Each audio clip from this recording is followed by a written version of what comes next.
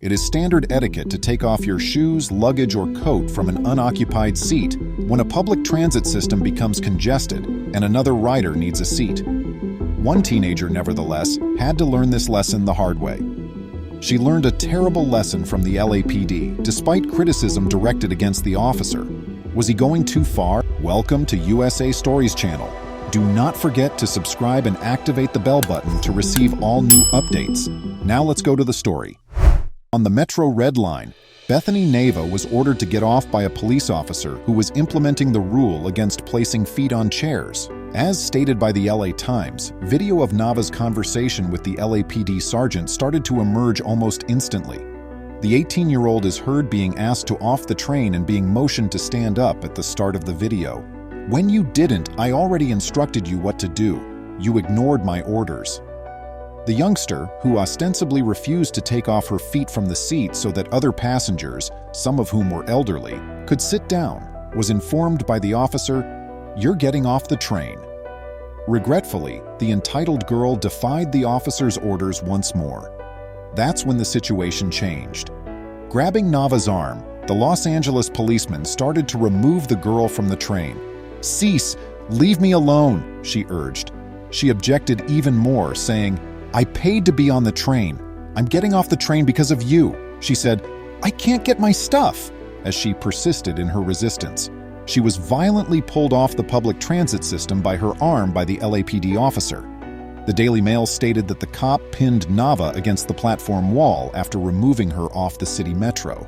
"This is not fair that you took me off the train because I had my foot there because I was comfortable like that," she said. She started crying as spectators said it wasn't a big problem and pleaded with the police not to do this. But Nava persisted in resisting after calling the officer a derogatory term, and others started to assemble around her. The policeman had to make a backup call. "Everything is captured on camera," this individual informed the police while Nava started to cry. Another lady cursed at the officer, saying, "Are you kidding me right now? There's no law that tells me I cannot sit that way because I paid to be in there," Nava said. "It's the train's rules, not to mention common decency, since the train was crowded with people seen standing, unable to find an empty seat," the officer quickly corrected her. The once whimpering 18-year-old started yelling at the police again, this time with an audience on her side. The other woman, subsequently revealed to be 22-year-old Selena Luga, jumped right in. "You think you can do this?" Luga made a demand. She called the officer derogatory names and persisted in yelling at him after urging others to acquire his badge number. The gathering of people persisted in taunting the officer. "Are you serious?" Luga said, "You really have nothing to do," as the women on the platform were still arguing with the police. Then Luga used the race card, claiming that Nava was being singled out by the police in order to fulfill his monthly arrest target, and threatening to stay because she was going to defend her people. When more police eventually showed there, they handcuffed Nava and Luga, who kept cursing while being led away. "Would you like to try acting like they can do everything they want, like this?" Luga said, "Freak you guys," and then seemed to spit at one cop.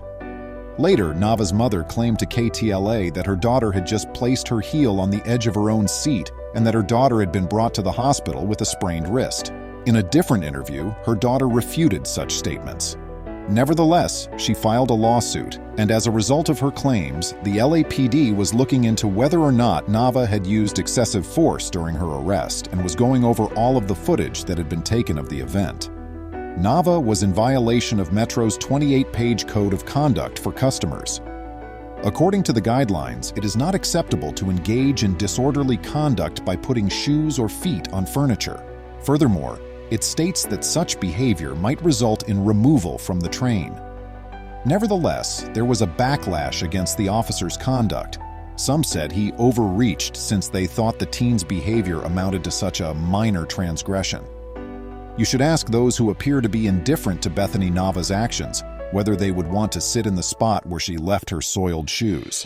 Many people wear pricey workplace dress when using public transit. They shouldn't have to sit in the squalor left by some adolescent who values her comfort over everyone else's. Perhaps the girl's mother could teach her daughter some fundamental life skills, such as how to behave politely in public, how to keep your feet on the ground, how to respect other people's personal space, and how to always obey legal commands from law enforcement. What impression do you have of this event? Tell us in the space provided for comments. Jamie, a 7-year-old with large brown eyes and flowing blonde hair, walked up to Saul's display case and put her little hands up against the glass to look at the choice of cakes and pastries. "Hey, kid," Saul said in a rough voice. "Avoid smearing the glass. Simply wiped it down." Jamie pulled her hands back, tucking them behind her back. Startled, she said, "I apologize. Everything appears to be really tasty. You produced the world's greatest red velvet cake, according to my mother." Saul was overcome with a sense of pride. He said she might be onto something. "I did win an award for that cake." Jamie said, "I wanted to buy a cake," and she held out her hand. There was a little pile of coins in her hand that hardly amounted to a few dollars. "Where'd you scrape that up, kid?" Saul asked. "Empty out your piggy bank?" Jamie gave a timid nod. "I did indeed. I wish to purchase a cake, a large crimson velvet one." "A red velvet cake?" Saul furrowed his brow. "Kid, I hope you have more than a few cash. That will set you back $70. $70? Jamie shook his voice. "However, I am out of money. May I please have a slice?" Saul became contemptuous in his tone. "Kid, you can't even afford a slice." Jamie felt tears rise up in his eyes. She implored, "Please, what about that cupcake?" She pointed to a particularly delicious frosted treat. "How much for that one?" Saul let out a sigh. "That's going to be $6, kid," he said frank. "Honestly, you can't even afford a crumb in my shop." Jamie was crying easily now. "Please, mister," she said in a quiet voice. "You don't understand." Saul lost his patience. He yelled, "Get out! Go cry somewhere else!" Jamie was devastated and ran out the door, crying all the way down the street. Devastated, Saul watched from the window as she fell to the curb. A few moments later, an old woman came up and hesitated, obviously worried. She said, "Sweetheart, what's the matter?" Jamie choked back tears as she tried to explain. "I wanted to buy my mom a cake, but the man wouldn't let me." The woman's countenance became gentler. "Oh my, is it the cause of your tears? Over a cake?" "It's not for me," Jamie explained. "It's for my mother. She's in the hospital on her birthday. She adores the red velvet cake from this bakery, which is her favorite." The woman felt sorry for her. "Oh my dear," she uttered in a kind tone. "What's wrong with your mom?" "She's got cancer," Jamie mutely answered. "She's not coming home, according to Dad. I wanted to bring her the cake because of this." "I'm really sorry," the female said. Saul, though, could take no more of it. "Little girl, come back," he said as he dashed to the door. Jamie glanced up, her cheeks marred by tears. "Me?" she inquired, startled. "Yes," Saul said in a now gentle tone. "Please come back." Jamie got up from the curb with the woman's assistance and went back inside the pastry store, shouting, "I didn't take anything," she said. "I understand," Saul muttered, regretful. "I apologize for not paying attention to you sooner. I heard what you said to that woman. When is your mother's birthday?" "Yes," said Jamie. "It is indeed. I am aware that I am short on funds." "It's okay," Saul remarked, feeling embarrassed. "I have a surplus of cake. It would be really helpful if you could accept it." "You do?" Jamie's voice almost registered as a whisper. "Really?" "Yeah, really," Saul said with a little arrogance. "And coincidentally, it's one of my signature red velvet cakes topped with cream cheese and white chocolate." Jamie's smile brightened up his face. "My mom's all-time favorite is that," she declared. "What's your mom's name?" Saul asked. "Isabel," Jamie said back. "Isabel is her name." "Isn't that lovely?" Saul said. "It's very beautiful," with warmth. "Just give us a bit to wait here. I'll return immediately." Saul withdrew to the kitchen and wrote "Happy Birthday, Isabel" with great care on the delicious red velvet cake. After that, he placed the cake into a sizable white satin box and added 2 glittering candles. He went back to the store and gave Jamie the package. Jamie muttered, "Thank you," tears of thankfulness welling up in her eyes. "It will make her so happy." "No," Saul softly replied. "I'm grateful. I had completely forgotten why I was baking these delicious cakes. It's to make memorable events even more magical. I hope your mother and you both like my dessert." Jamie gave her mother Saul's cake that afternoon, and the two of them lighted the glimmering candle.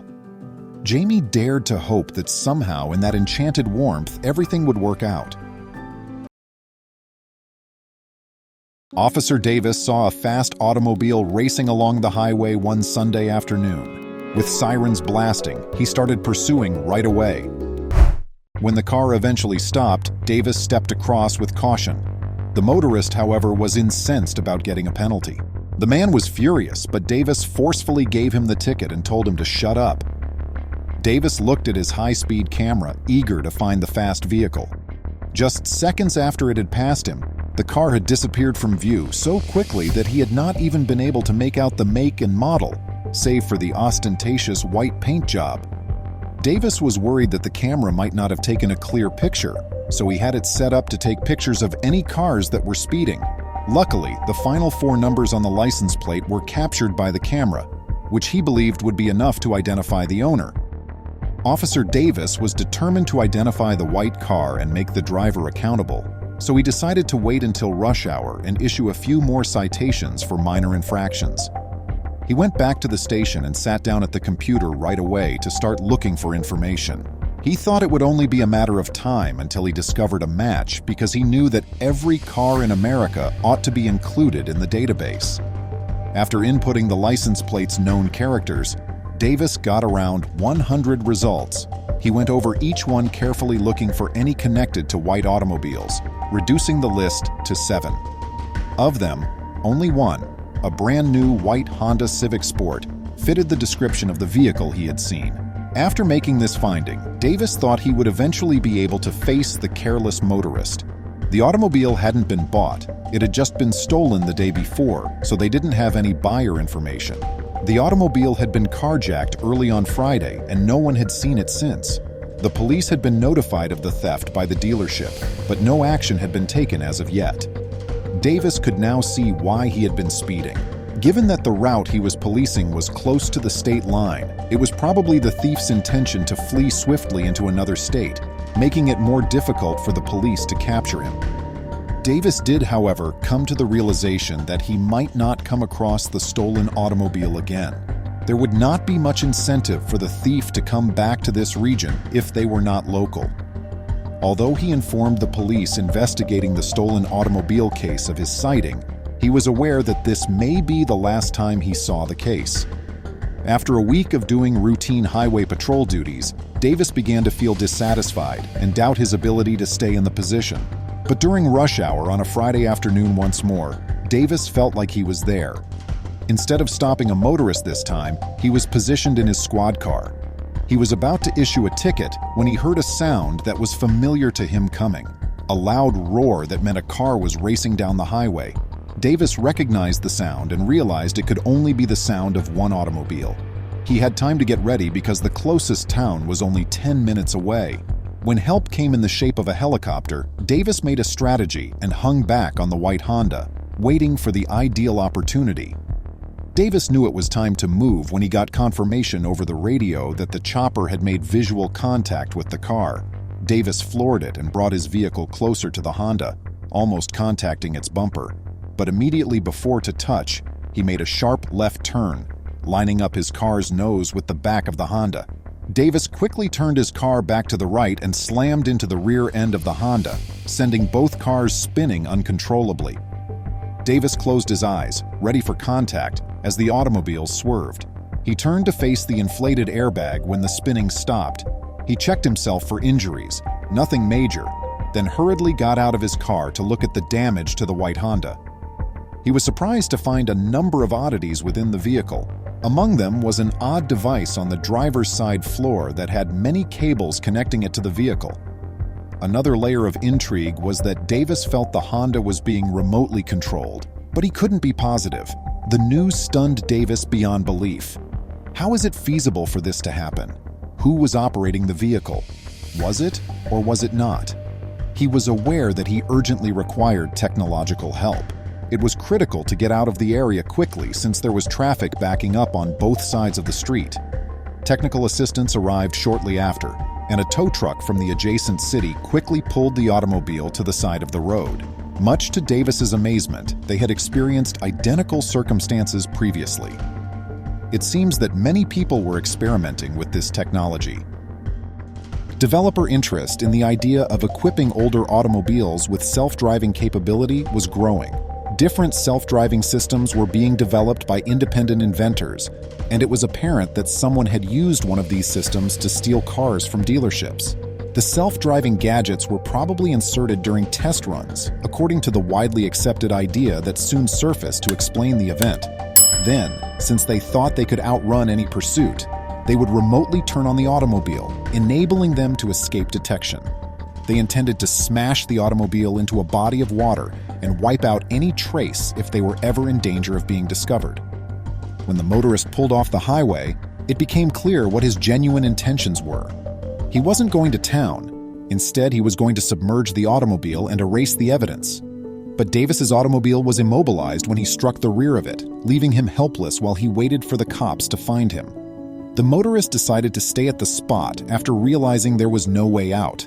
He was apprehended quickly and is currently being tried for putting many lives in danger while driving. In contrast, Officer Davis has gained fresh respect in his community as a result of his involvement in capturing the offender. The bride was not aware that there was a prominent guest there when the wedding ceremony began. She had no idea that her father-in-law was hiding somewhere down the hallway. Even though he was unfamiliar to her, the shock he was about to reveal would be unlike any other. Not from an unexpected arrival, but from who he was. She looked again and broke down in tears when she finally spotted him.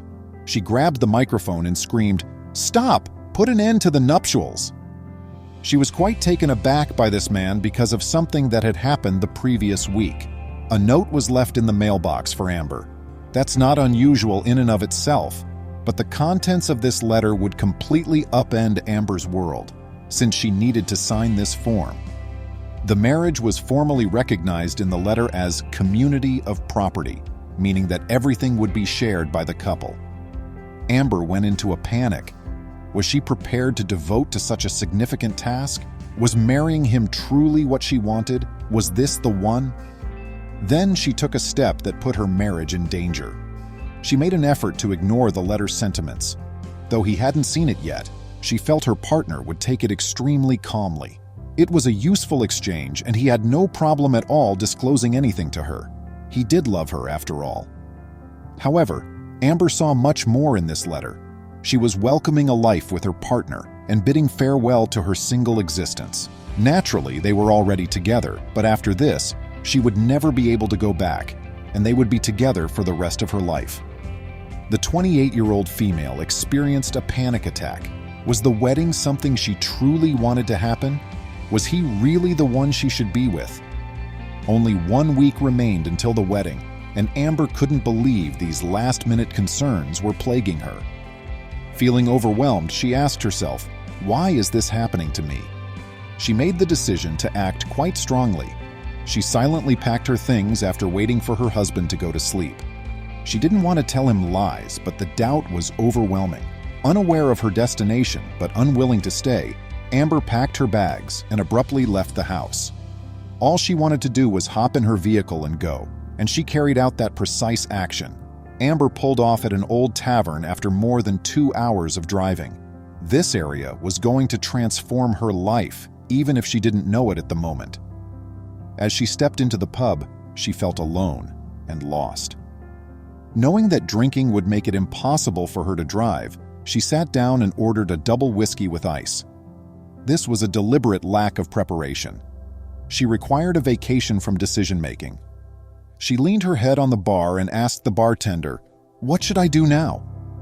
The bartender stammered, unsure of how to respond, but just as she was about to enter, there was someone who would have the ideal response for her. The pub doors opened as Amber attempted to tell her story to the inattentive bartender. Later on, as the sliding saloon door opened, Amber informed her mother it seemed like she was seeing an old Western. It was 11 p.m. by now, and the outside light was gone, making it difficult for Amber to see who had entered. However, the man appeared to be older. He was moving across the tavern looking well-groomed in a dark blue suit. The man walked up to the bar, sat down next Amber, and ordered the same drink, giving her a weird feeling of comfort. After a little silence, she confided in him about her nervousness about getting married, feeling unprepared and terrible about it. The knowledgeable and kind guy talked about how he had overcome uncertainties in his over 40-year marriage. He underlined how crucial it is that she and her spouse have honest and open communication. He said he had something in his briefcase for her before he left, but the man was gone when Amber came back from the bathroom, which made her think and feel inquisitive. She made the decision to talk openly about her issues with her lover after realizing she couldn't put her troubles off indefinitely. Amber had to face reality when the cab pulled to a stop in front of her home. The gentle old man's remarks encouraged her to continue walking, even though she still wanted to turn around and flee. She took a seat on the bed beside her partner and gave him a gentle pat on the shoulder. "Awaken, honey. We must speak," she stated. David, her partner, woke up slowly and sat up straight in bed. "Baby, why are you crying? Why do you feel so chilly too?" he inquired. "Did you go outside or something?" She felt well physically, but David gave her the anxious look he often gave when she was sick. Her mind was the one rushing. Amber gave a detailed explanation of the circumstances. She clarified that she had received a letter proposing to get married and share all of their assets. She also informed him that all of this overanalyzing was the reason she had drove away. Amber decided that his message sufficed, so she omitted the park where she had met the mysterious man. Amber was left completely doubtful after what David did. David grasped her hand and expressed his gratitude that she had revealed this, adding that he too was anxious about the future, but that they would work it out together. He answered, "That's what couples do." "Sincere communication with your spouse is essential to a good marriage," the old guy at the pub said, and she realized that David was the one for her. Amber was excited for their wedding day once more and was free of all doubts. They coordinated all of their plans together after that. No more mysteries, and most all, no uncertainties. And the big day arrived before she even realized it. However, their nuptials would take an even more peculiar turn. Amber was ready. She was beaming from ear to ear and was dressed elegantly in white. The excited soon-to-be bride told her closest friend, "I just know that today is going to be perfect." The entire family was there at the wedding, which was taking place in a charming small chapel a few villages away. David's father had moved to Canada following the loss of his wife, but Amber had not yet met him. David had told her things about him that piqued her interest, and she was excited to meet him at the wedding. But as the ceremony started, his chair was still vacant, which raised suspicions. They were preparing to move forward without him when something unexpected happened. Amber was shocked when a guy emerged from behind the curtain and entered the platform, as the priest was asking whether anyone was against the marriage. She was surprised to see the man there. It was the same one she had met in the pub. He walked over to the pair, gave David a hug, and said something in a whisper to Amber. Unable to process what was happening, she cried out to terminate the wedding since she was so emotional. The crowd was taken aback. With great care, the guy removed the pastor's microphone and made his introduction. Since half of the audience knew the man previously, notably David's family, they weren't shocked by this incident. But Amber, who was still staring at him with her huge eyes, was interested to hear what he had to say. He identified himself as David's father and told Amber and the other half of the crowd that he had traveled from Canada to watch his son be married to this particular woman. He said that a week prior, fate had already brought Amber and him together. However, the most remarkable thing was still to come. "For I had promised you the contents of my briefcase, and had told you that those contents would completely remove your doubts about the future with this very man you are about to marry," stated the man. His coat pocket held a little package that he took out. "This was in my briefcase when I met you," he said. He showed Amber what was inside the package after opening it. It has a velvet cushion inside and a lovely antique ring fastened in the middle. "My wife owned this ring when we were married. She's not with us anymore, but I will always adore her. If you could accept both this and my son's rings, It would be an honor for me. It's how I'm wishing you a happy marriage. I have no doubt that as you become older together, you two will develop a solid and loving bond." Abundant with feelings, Amber said a sincere yes to the ring. She turned to David after giving the now unmysterious man a hug. After exchanging vows, the pair tied the knot, optimistic about their future. Their wedding day was made much more spectacular by the presence of her father-in-law and a unique present. After 2 years of marriage, Amber says she can't fathom her life without David. Their marriage has been built on her father-in-law's instruction to always be open and communicate, which they carry out when they visit him twice a year in Canada. Please remember to subscribe to our channel, give us a thumbs up, and turn on the notification bell so you won't miss any of our videos. If you enjoyed the tale, the next video that plays on your screen will probably move you too.